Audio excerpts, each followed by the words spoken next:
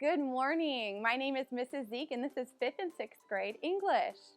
Today we are going to expand our understanding of world religions by taking a look at C.S. Lewis's Mere Christianity. We're using this text to help us practice and determine the author's primary claim in a text. So using our information from the world religions and applying a little bit more English to the subject. Today, I would love for you to be able to grab that pen and paper again. We're going to be taking some notes and then using that at the end of the episode. So C.S. Lewis and Mere Christianity. Here's just a little bit of the basic understanding of who C.S. Lewis is. Before we dive into the text, it's always important to look at the background of who wrote it and what was going on. C.S. Lewis wrote this in 1952. He was attending Oxford and actually was a BBC radio talk show host during the Second World War. And people really held on to his ideas about Christianity, and he decided to put it into this book. This is now one of the top 3 books for Christians in the world today. And it's been used as modern references in literature and Christian pop and rock music. How do we find the author's claim? So we're taking this idea of religions and applying it to this text in order for us to practice how to find the author's primary claim. First, let's make sure we understand what a claim is.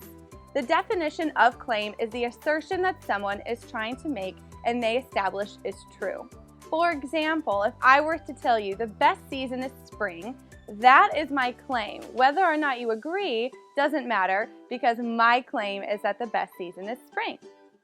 What is the best way to find the author's claim? There are 3 things I want you to be thinking about.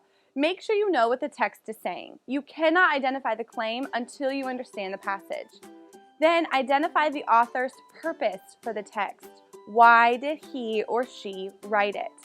Finally, put it all together to identify why the author's work wrote the particular work. I want to use this idea and try it ourselves. So let's take a look at a passage from page 8 of Mere Christianity. On page 8, which is the final paragraph of chapter 1, The Law of Human Nature, it states the following. These then are the 2 points I wanted to make. First, that human beings all over the earth have this curious idea that they ought to behave in a certain way and cannot really get rid of it. Secondly, that they do not in fact behave in that way. They know the law of nature and they break it. These 2 facts are the foundation of all clear thinking about ourselves and the universe we live in. As we look at this passage, what is the author's claim? Remember, we need to make sure what the text is saying. What is C.S. Lewis trying to say in this paragraph? And then identify the purpose for it and put it all together. So what's the answer? Human beings know the laws of nature, but because they are human beings and make mistakes, break the laws of nature often. How do I want you to use this?